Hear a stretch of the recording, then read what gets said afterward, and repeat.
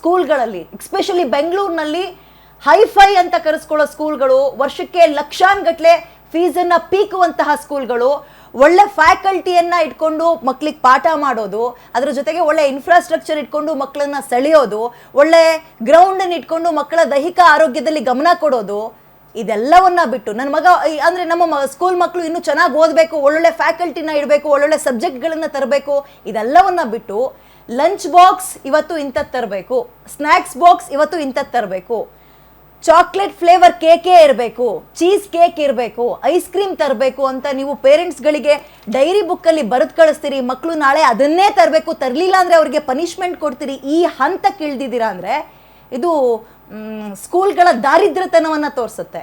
ನೀವು ಮಕ್ಕಳನ್ನ ಒಳ್ಳೆ ರೀತಿಯಲ್ಲಿ ಖಂಡಿತವಾಗ್ಲೂ ಬಳಸ್ತಾ ಇಲ್ಲ ಮತ್ತು ಬೆಳೆಸ್ತಾ ಇಲ್ಲ.